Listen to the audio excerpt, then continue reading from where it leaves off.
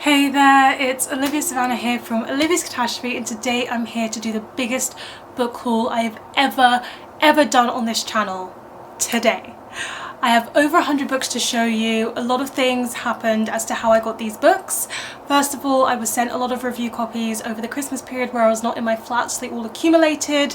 There are some Christmas gifts in here as well, and also in the year of 2024 I read 224 books, and for each book that I read I put aside £1.25, and I did not touch that money until the 1st of January, and then I ordered a load of books, some of them secondhand, some of them new, and they are in this stack, as well as me stealing some books from other people's unhauls where I often only had to pay postage. So that is why I've got so many books here. I've also been on a buying ban for over a year and had a TBR challenge for a year, so I just really wanted to treat myself to some books, and treat myself I did. A lot here to talk about, so I'm not going to talk about every book in detail, but I'll do my very best. I'm sitting on the floor, I've got a cup of tea to help me through, and we can do this. Let's talk about the books that I've recently hauled in. First section of this is going to be sets, because there are 3 sets that I got. So the very first set I have here is Jujutsu Kaisen volume 0 and then volumes 2 to 19. Ta-da!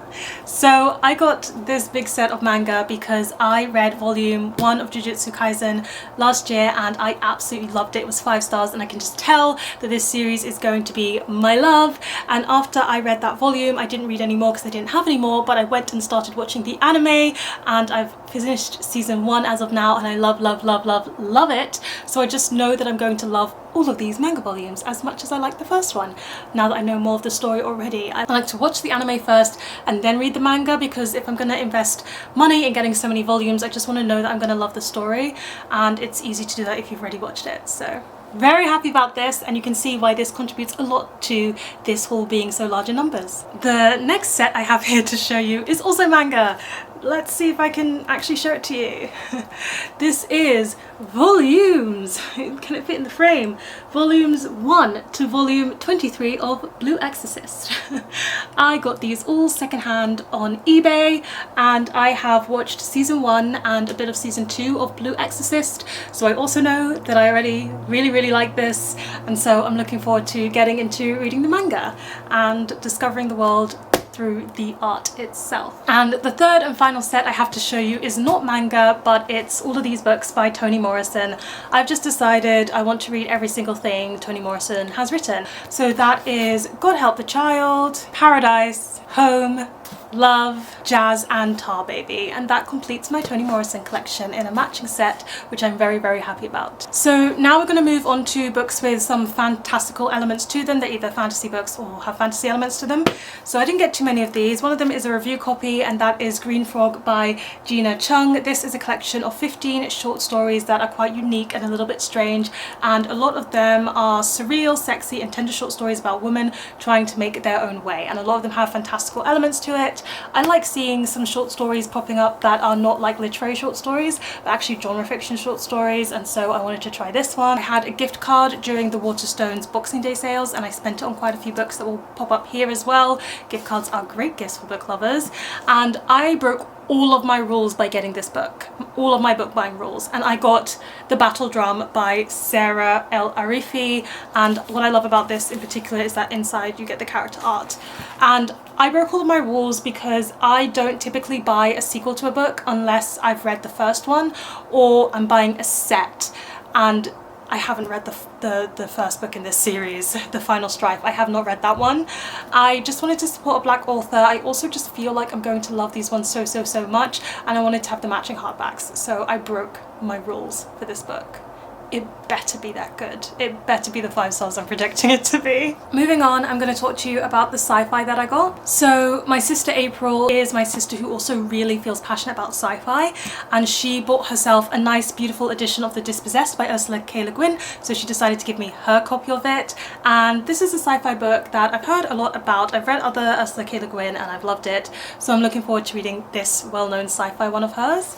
We also have Calypso by Oliver K. Langmead. Thank you to the publisher for sending this one my way. And this is a sci-fi novel in verse. That is all I needed to know. I just can't believe we're getting novels in verse that are not contemporary fiction. I want it, I want it, I want it. And as soon as I knew this was a sci-fi novel in verse, I had to get it. This one is about someone who wakes up and she's on a spaceship and she realizes that there's been a war while she's asleep, a war between the engineers and the botanical people about what's going to happen on this new planet that they arrive to, and she realizes she's going to have the deciding vote as she discovers everything that's happened in her time asleep.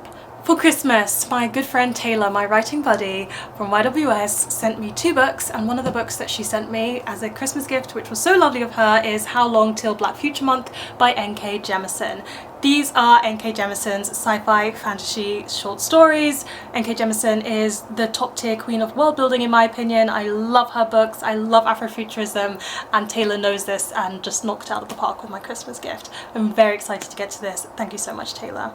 I also treated myself to an Oxfam trip with some of the money I'd saved from what I'd read last year, and so in Oxfam I found a lot of the books that are here, and one of those was Neuromancer by William Gibson. This is a sci-fi book, and I know it's not like The Matrix, but it was the inspiration for The Matrix, and I watched The Matrix for the first time either this year or the year before because of my sister, and I really enjoyed it, and so I'm very curious about reading this and kind of seeing the threads which inspired The Matrix from it. And then we have a review copy, and that is Welcome to Forever by Nathan Tavares. So in this world, memory editors exist, and it's a kind of about whether you can trust your memories, alternate memories, various worlds that have to do with memories, and I know that it's also got an MM relationship at its core and kind of deals with like time travel, alternative worlds, and a romance at its core, and it's giving me This Is How You Lose a Time War vibes, but gay, and I really liked that book, and so I want to read this as well.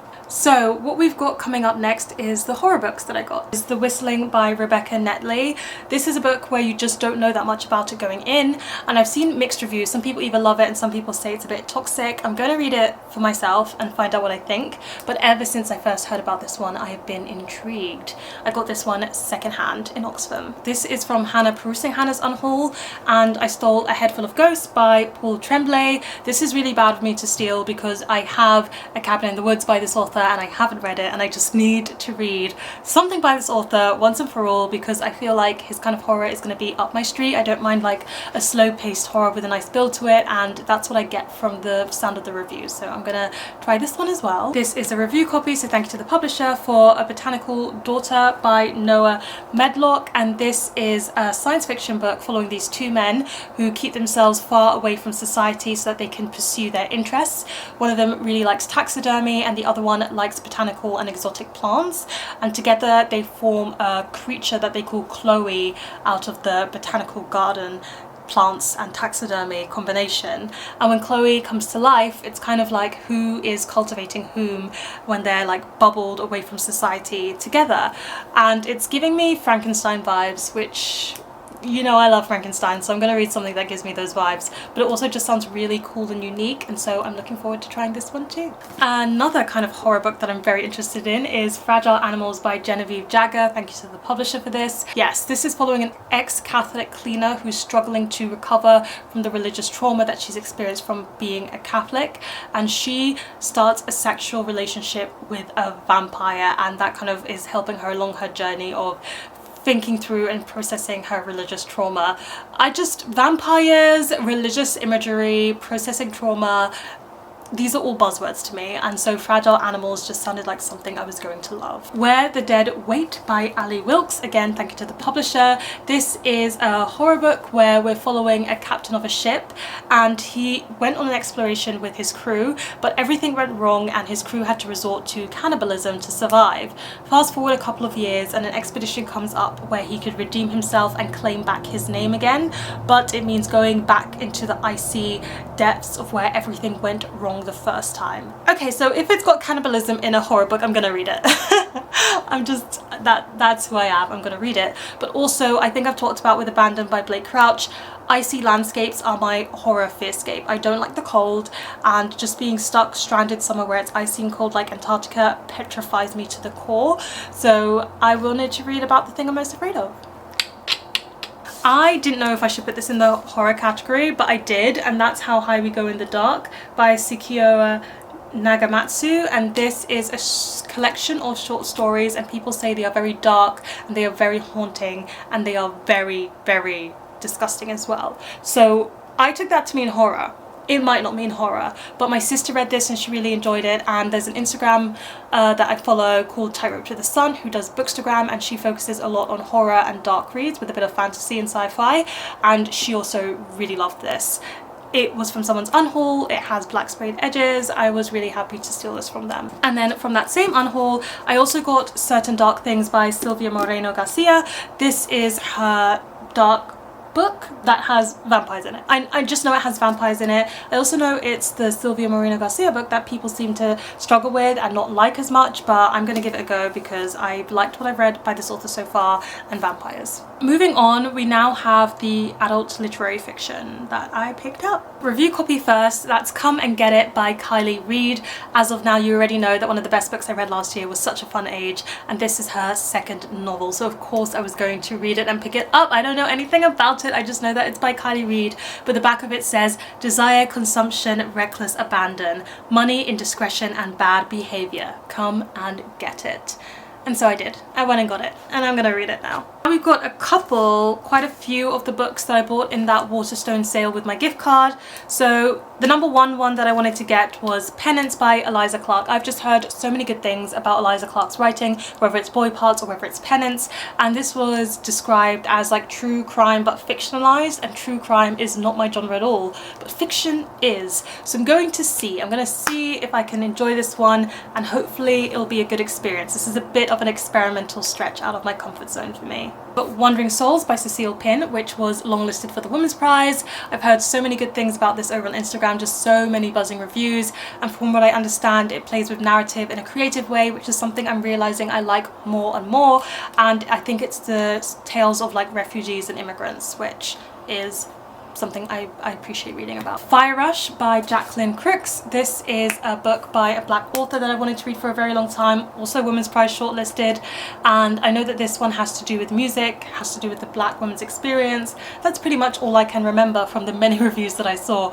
but it just sounded like something that I was going to really appreciate, so it was on my wish list. I saw it in the sale and I went and got it. Chain Gang All Stars by Nana Kwame Ajay Brenya, and this is, from what I remember, because I read the beginning of this, it's set in a jail and there's a competition that goes down. It's got Afrofuturism vibes lightly in it as well, and everybody just seems to really love it when they read it, and I think I'm going to as well, guys. I think I'm gonna love it too. I got Rogue by Mona Awad because I did. This was not like the smart option for me to get this. I didn't need this in my life, but I decided I wanted it. I just know it's one of Mona Awad's darker books. I've got All's Well by them on my TBR already because that's Shakespeare retelling, but this was just because it looked dark and intriguing and the cover was so very good.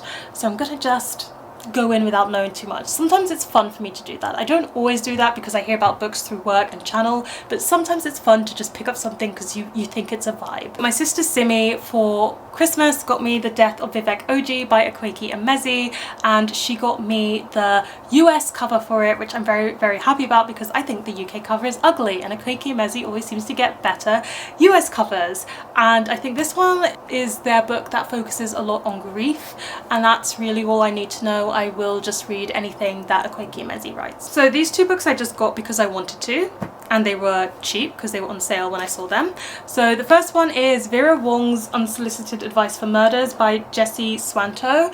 Now this is like an elderly woman cozy mystery, and I love a good cozy mystery. I love Agatha Christie, I love all of those classics. However, I did not like the Thursday Murder Club. I DNF'd that, so I'm trying to find things that give that vibe that aren't Agatha Christie and are more contemporary, and this seems like it could fit that bill, so we shall see. Lessons in Chemistry by Bonnie Garmus. Again, this was also on sale, and this is a book that I've seen everywhere. The hype is real for this. The hype is so high, and I gave in. I want to see if I can like it as much as everybody else seems to. Paradise Rot by Jenny Haval. I didn't know if this was adult literary fiction or if it was horror, but this is a really short book. I think it's translated. This is translated. So this is translated, and it's about someone who moves to a new country, and in a house with no walls, shared with a woman who has no boundaries, she finds her strange home coming to life in unimaginable ways. It sounds dark. and it's got Queer Desire and Sexual Awakening. This is a Christmas gift from Liene Reads, and that is Soviet Milk by Nora Extena, and this is translated from Latvian, and it's about a woman who is exiled from her home place and exiled into a small village in Latvia, and is kind of figuring out why that was done to her and how she can get home. And I literally have never heard of this one before, but when I posted it on my story, some people were like, that's one of the best books I've ever read and such an underrated gem, which brilliant. I love to read a good underrated gem, so I'm gonna give this one a go. I've been reading more and more translated stuff and having a good time with it. This was in Oxfam. What a good find. For £2 I got Transcendent Kingdom by Gyasi. I have not read Homegoing yet, but I want to read like everything this author has written, even though I've read none of what this author has written.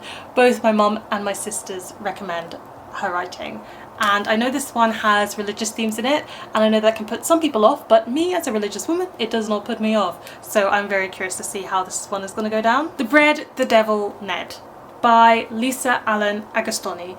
This is one of the books that I've just seen lots of people say very good things about. I think it was longlisted for one prize or the other, and as far as I'm aware, it's about abuse, and there's a black woman at its core, and everybody says it is very, very good. I got in the secondhand bookshop, that was also from the secondhand bookshop, but in the secondhand bookshop I also got The Namesake by Jhumpa Lahiri, and this is simply because it's one of my good friend's favourite books, and if I see one of my good friend's favourite books, I try and get it and I try and read it just so that I can talk to them about it and like connect to them, and it's a nice thing to do in our friendship as I am a reader, so connecting through reading is kind of what I do. It's kind of my whole thing. Thank you so much to Mary from Mary Among Stories for sending me a book for Christmas, and she chose Foster by Claire Keegan, and I read 2 of Claire Keegan's books when I did my 30 books in 30 days challenge, and since then I just kind of have been so interested in her short fiction, and this is another one of those. I don't really know much about it beyond that.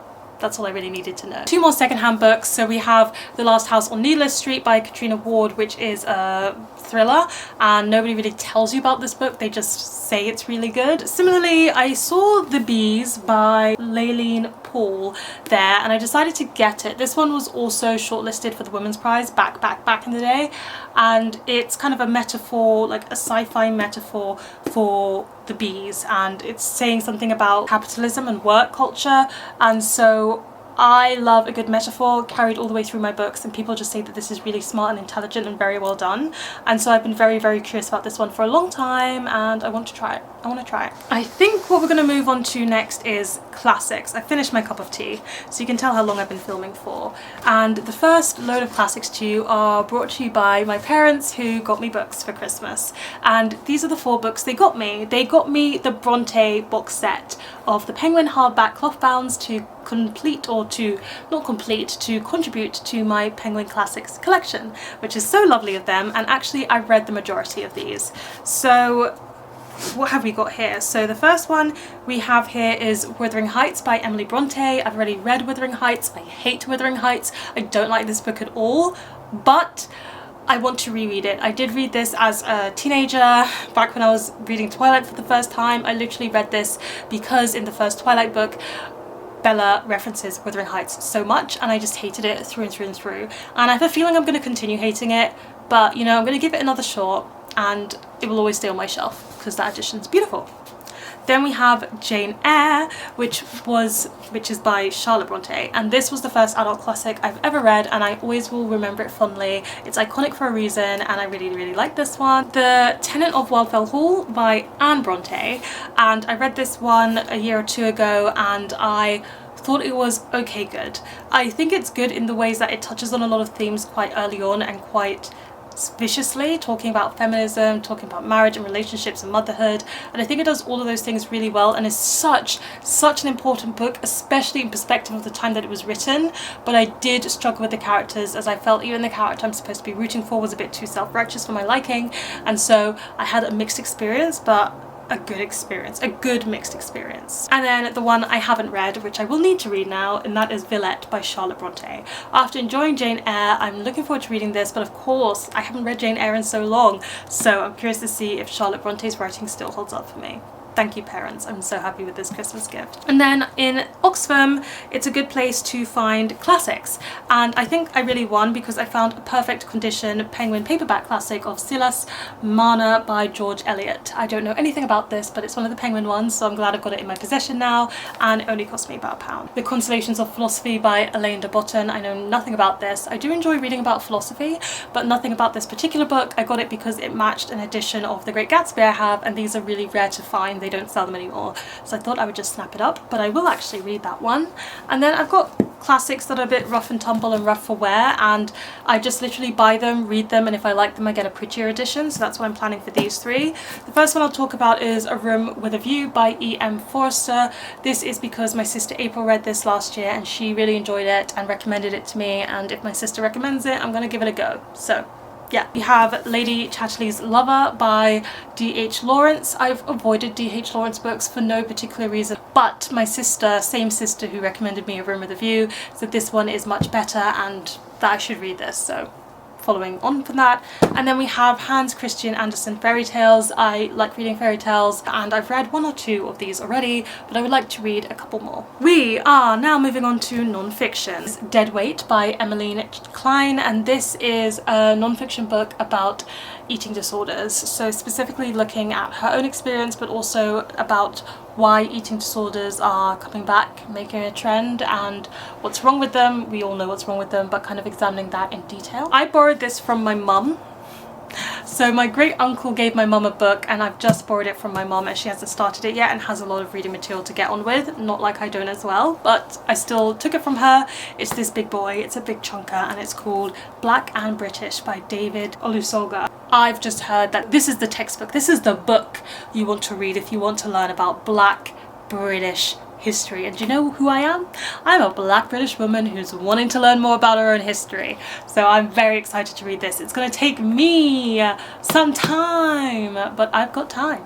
I've got time. In the Waterstone sale, I also picked up a copy of Strong Female Character by Fern Brady. I don't know Fern Brady for the comedian that she is, but when I heard about this book and heard her talking about her experience being an adult autistic and kind of discovering that later on, I found it quite interesting what she was saying, and I wanted to kind of read this book, and I'd heard good things about it as well, so I'm looking forward to trying this memoir. From Someone's Unhaul, I picked up Heavy by Kisa Lehman. This is about blackness, American blackness. Yeah. The next thing I'm going to do is romance. So I treated myself to a trip to the works where romance is often very cheap, and I got some books. Yours Truly by Avi Jimenez. This is simply because I've seen loads of good things about this author. So this one is rivals to lovers as far as I understand. That's not really my favourite trope, but I'm going to give it a chance. Buy the book by Jasmine Guillory. This is because it's black romance and it's also to do with working in publishing, which I do. I'm also a black woman in publishing, so I was interested in seeing about that experience reflected in this book. So the real reason I picked up the Abby Jimenez book is because it came with this one, which is part of Your World, and this is a Little Mermaid retelling, and I love The Little Mermaid. A lot. It was one of my favourite Disney films when I was younger, and so anything Ariel based I will read. And this is a retelling. I don't think you get that many Little Mermaid retellings, so when I find one and people say it's as good as they say this one is, I'm gonna be there and I'm gonna read it. I also got Weather Girl by Rachel Lynn Solomon. This is one that I remember seeing a lot about a couple years back. Everybody was enjoying this romance book, so I decided to pick it up. Window Shopping by Tessa Bailey. I love a good Christmas romance, but I struggle to find the good kind. I DNF'd quite a few this year, this 2023 Christmas. So I decided to get a Tessa Bailey one. I read It Happened One Summer by Tessa Bailey and I loved it, so I'm going to try and read more of her book. This is the other book that was given to me by Taylor for Christmas, and that is Fake It Till You Bake It, and this is tapping into me wanting to read more and more black romance and baking romance, but it's black. I've read so many baking romances, but not one that is black other than Mangoes and Mistletoe by Adriana Herrera, so I'm looking forward to reading one that is like a black couple. It sounds really cute. And this was my Christmas gift from Chelsea Jow, so thank you so much, Chelsea, and that is The Foxhole Court by Nora Sakovic. I've heard so many good things about this, and that it's like trash, but you love it trash. The All for the Game series, and also people who love the Raven Cycle tend to love this book just as much. So I am intrigued, I am ready to fall in love with these boys who are hockey players as well, a hockey team. Yeah, give it to me. give it to me. It's also indie published, and I feel like I haven't read something indie published in a while, so that'll be nice to change. We have from the publishers More Than a Best Friend by Emma R. Alban, and this one is Bridgerton vibes, historical fiction romance. And in this one we're following these two women. One of them is debuting and one of them has been on the scene for quite a while in the seasons, and neither of them are looking for a man, but they are having money troubles, which is why their parents are trying to make them find a man, and instead what they're going to do is try and set their parents up with each other because they're both single parents. So we'll see how that goes, and maybe they'll fall in love along the way. It's supposed to be sapphic. Yes, please. We've just got the young adult and the middle grade sections to go. So we're going to start with the young adult, and this is quite a big section. So from the publishers we have Ghost Roast, which is by 3 authors, and it is a young adult sci-fi book where her dad is a popular ghostbuster, so she's trying to live up to those expectations, and it has to do with first crushes as well. The artwork looks really, well, you can't see it yet. Yes, the artwork looks really colourful and nice, and it just seems like it's going to be a lot of fun. I love a good graphic novel. Then we got some books that I got from Hannah's Unhaul again. So we have The Love and Lies of Roxana Ali, which I know that Books Are My Social Life really liked this one and was talking about it a few years ago, and it's been on my TBR wishlist ever since, so when she was unhauling it I thought I should nab it up. We have Starfish by Akemi Dawn Bowman. I've had this sitting on my Kindle for quite a while, but people say it's so good that I wanted to give it a chance. I think I'm just much more likely to give it that chance if I have a physical copy of it. And a similar story goes for Girl in Pieces by Kathleen Glasgow. It has to do with grief, and I've heard really good things about it. It's been sitting on my Kindle and I'm more likely to pick it up if I have it in physical form. That's just the way I work. Thank you to the publisher for sending me a copy of Heartstopper Volume 5 by Alice Oseman, and by the time this goes up I will have already read this. I love the Heartstopper series. It has my whole heart. Every volume is pure joy to read, but also I equally love the TV series. I think they're doing such a good job with adapting it, and I don't want it to end. This is the second to last volume. I can't wait to love it. We have A Good Girl's Guide to Murder by Holly Jackson. I have been enjoying my young adult thrillers lately. I need more young adult thrillers to read, and I've heard so many good things about this series and how good it does this genre, so I'm going to try it for myself. This is Emily from Emily Mia Reads Unhaul. She was unhauling loads of books and I stole lots of young adult contemporary ones. So the first one is Not Here to Be Liked by Michelle Quah, and I think I saw this on Cara from Wild Books Gardens channel. She was just raving about it and talking about how good it was, and it sounds like identity and it sounds like things that I will enjoy, and she recommended it to me, so I decided to pick this up. I also got here Golden Boys by Phil Stamper. It's about 3 boys who are friends and queer. Yeah. But this book by Sina Knox, thank you to the publisher for sending it my way. I met this author at one of the events that I went to that they invited me to, and the author was so lovely, and also this book has a disabled protagonist who's not all woe is me, but is just as energetic and funny and silly about it as anybody else, and that combination of that kind of humour with also it having disability rep in it was fascinating to me. So this is the character who kind of like needs a bag, the kind of bag that helps you pee and poo because you can't do it yourself. Then we have Love Boat Reunion by Abigail Hing Wen. This I just bought for myself because I loved Love Boat Taipei last year. It was one of the best books I read in 2023, and so of course I'm going to continue the series. I'm going to read the sequel, which follows her sister. This was a Christmas gift from my very good friend Dom, who knows me very well, and she got me the illustrated Twilight Saga guide by Stephanie Meyer. So this one's not actually by Stephanie Meyer, I don't think. I think it's by the fans, but it says by Stephanie Meyer on it. I'm not sure, but either which way, it's the Twilight Saga illustrated guide. It's got images and things in there, and I'm excited because I love Twilight. I am Twilight trash through and through and through. From Hannah's Unhaul, I nabbed copies of The Young Elites, The Rose Society and The Midnight Star. I unhauled my paperbacks to haul in these hardbacks. It was just a swapping situation. I have yet to read these. I know they're from the villain's perspective, and I wanted to read more Mary Lou. And similarly, from Emily Mia Reads Unhaul, I picked up Stars and Smoke, which is Mary Lou's kind of like pop star celebrity romancy thing. Yeah. And then last but not least, for young adult, I have a copy of The City Beautiful by Aidan Polydoros, and as far as I'm aware, this is like a young adult historical Jewish fantasy book. Friends, we have made it to the last section of this haul, so now we are on middle grade, and the first one is an unhaul from Perusing Hannah, and that is Amari and the Night Brothers by B.B. Alston. This is a black fantasy middle grade book. I've heard really good things about it. I wanted to try this series for myself. That's all I remember, even though I've heard so many reviews of it, and I really am looking forward to giving it a try.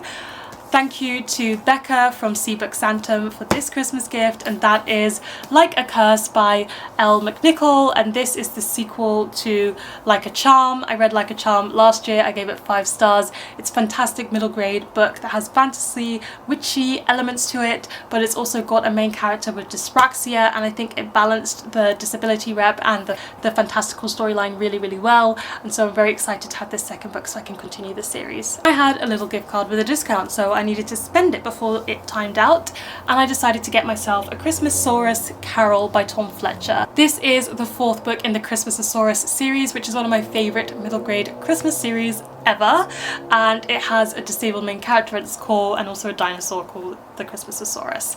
And if you get the hardbacks of these, they're just absolutely gorgeous under the dust jacket. There's a whole nother image. This one's got the like wheelchair representation in it, which is nice. I wish it was on the front cover, but I'm not mad about it actually being under the dust jacket as well. That's also a nice place to put it. Thank you to the publisher for sending me Finding Bear by Hannah Gold. I've read everything Hannah Gold has written so far, and I really love them. I think she does such a good job of writing like emotional, charged, environmentally conscious middle grade books in a way that's so lovely to read, and they're usually and always actually illustrated by Levi Penfold, who does amazing illustrations to go with them. I know it's a sequel to her book called The Last Bear, and I haven't read the synopsis or anything. I know it's a sequel, I know I'm going to want to read it, and so I'm very excited to do that. And the same publisher also sent me Juniper's Christmas by Owen Colfer. Owen Colfer is the author of Artemis Fowl, which is one of my favourite middle grade series ever, and when I heard that he had a middle grade Christmas book coming out, I was really excited to read it, so I'm going to be reading this one Christmas as well. And then last but not least, we've got 2 books that I got myself in the Waterstone sale, which are middle grade. So the first one here is Skandar and the Phantom Rider by A.F. Steadman. This is the 2nd book to a unicorn fantasy middle grade series that I started. I really, really liked the first one. I thought it was very, very good. So when I saw this special edition with sprayed edges that was signed by the author in the sale, I just knew I wanted to continue the series and keep reading it. And the last book in this haul is one I've actually read before, and that is Fireborn Phoenix at the Frost Palace by Aisling Fowler. This is the 2nd book again in a middle grade fantasy series. It is the best middle grade fantasy book that I read in 2023, and I read it in proof, so when I saw in the sale that there was a signed special edition with sprayed edges, I decided to treat myself and get it, and I'm very happy with it. Very, very happy to have a finished copy of it. I've actually got a finished copy of the first one in paperback, and even if I get proofs so I can read it early and create hype about it early, I'm still going to collect these as finished copies as well. We did it! We did it, Joe! There you have it. This is the biggest book haul I've ever done on my channel. I don't foresee me doing a bigger one again, but thank you so much for dealing with me flipping my hair around and being in my like big cozy onesie and talking about these books in very quick succession. I'm happy with how fast this went. Oh, please let me know in the comment section down below, what was the last book you either borrowed, bought, acquired, got somehow. Let me know in the comment section down below. Please give this video a thumbs up if you enjoyed it, hit the subscribe button if you want to see more, and don't forget to hit that notification bell to be updated every time I have a new video. And you know what they say, onwards and upwards. Excelsior!